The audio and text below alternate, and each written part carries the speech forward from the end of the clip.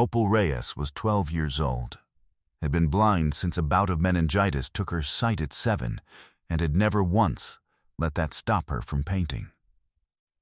"Can I paint your bikes for tips?"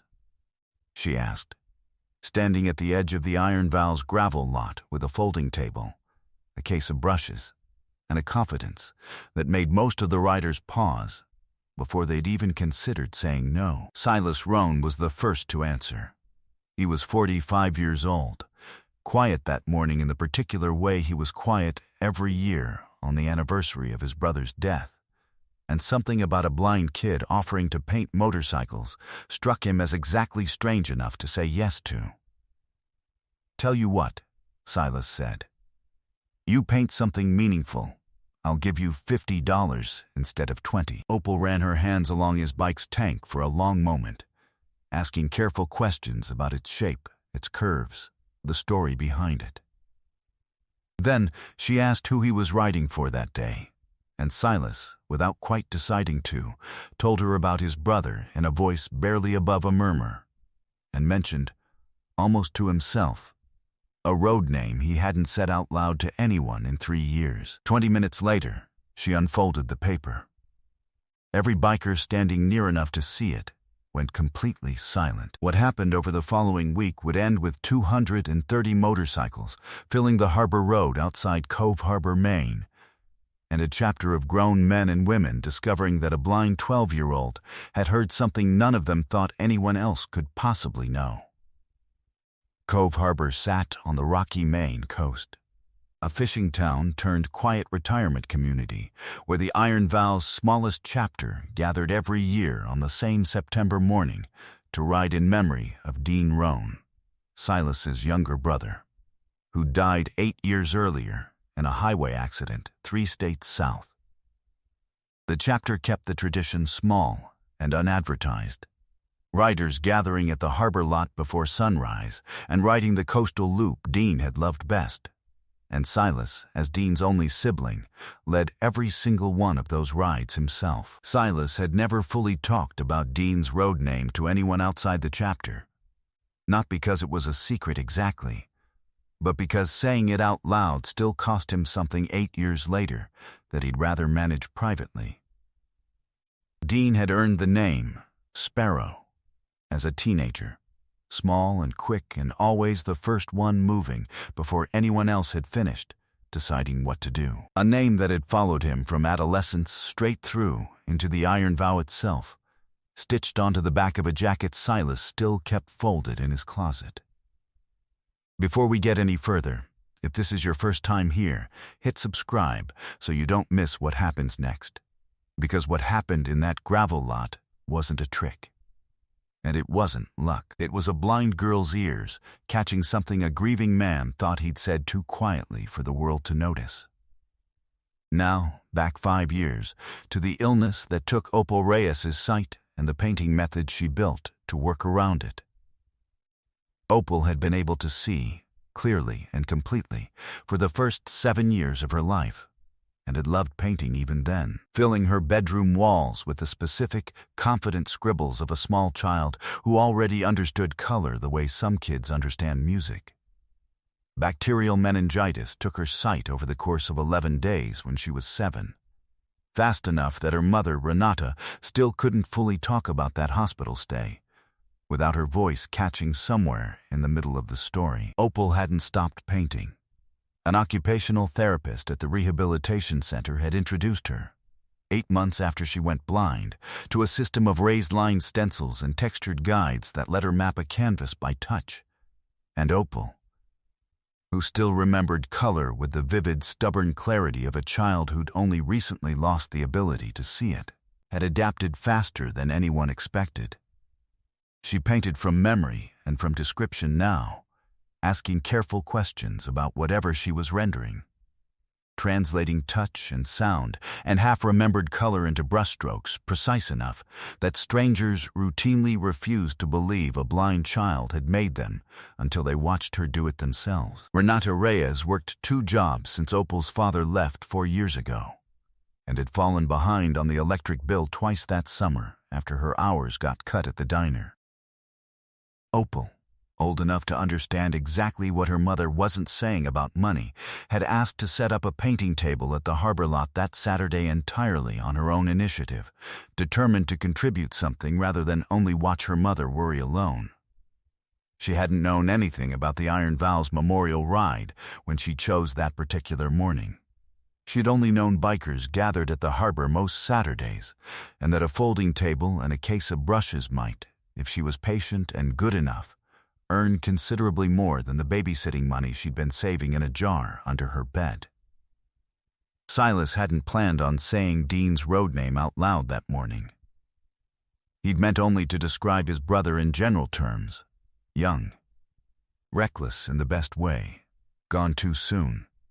But Opal's questions had a particular gentleness that made details slip out of him more easily than usual, and somewhere in the middle of describing how fast Dean used to move, always first through a door before anyone else had decided to go through it, Silas had murmured, mostly to himself, "We used to call him Sparrow." He hadn't realized, until he saw what Opal painted, that she'd caught it at all. Opal worked in silence for 20 minutes, her hands moving with the careful, unhurried confidence of someone who had long since stopped needing sight to know exactly where a brushstroke belonged. She painted the bike first, accurate down to a dent along the fenders Silas hadn't mentioned, but that her hands had found and remembered precisely. Then, in the corner of the canvas, small and easy to miss unless you were looking closely, she painted a single sparrow in flight, wings spread against a pale morning sky. She hadn't asked what the word meant. She'd only heard it, held on to it the way she held on to every sound that mattered during a conversation, and let it find its way into the painting without any explanation at all. Silas stared at that small painted bird for a long moment before his knees nearly gave out beneath him. "How did you know that?" he asked, his voice cracking on the question. "Know what?" Opal asked, confused by the sudden weight in his voice. "The sparrow," Silas said. "I only said that once, and I said it quiet. Nobody was supposed to hear that." "I heard it," Opal said, simply. "You said it like it mattered more than anything else you told me. So I painted it." The silence that followed lasted long enough that 3 other riders, drawn by Silas's stillness, came to see what had stopped him so completely. "That's my brother's road name," Silas told them, his voice raw. "She heard me say it once, under my breath, and she painted it without knowing what it meant." Word of what happened in that gravel lot moved through the chapter fast, the particular story that needed no embellishment to land with its full weight. A blind child's hearing had caught something a grieving brother believed was safe to whisper only to himself, and it honored it without even understanding what it was. Silas paid Opal considerably more than the $50 he'd promised, and asked, before she packed up her table, whether she'd be willing to come back the following Saturday to paint for the rest of the chapter too. She came back for 6 Saturdays running, painting bikes for tips that grew larger each week as word spread through Cove Harbor about the blind girl, whose painting seemed to capture something considerably more than what she'd been told to paint.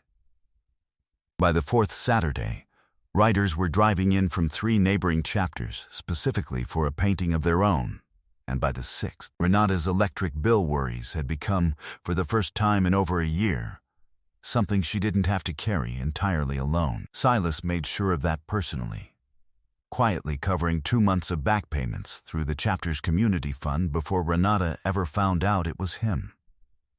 And the wider chapter, once they understood exactly how much Opal's small table of tip money had actually been holding up at home, decided a 12-year-old with that much talent and that much responsibility deserved considerably more support than Saturday tips alone could provide. Engines first, and then chrome filling the harbor road as the September light spread gold over the water. 230 motorcycles rolling in from every chapter within reach. Riders who'd heard one story about a blind girl who'd painted a dead man's nickname without ever being told it, and needed nothing further explained. Engines dying in sequence, until Cove Harbor held nothing but the tick of 230 cooling engines, and a silence deep enough that the gulls overhead seemed to circle without a single cry.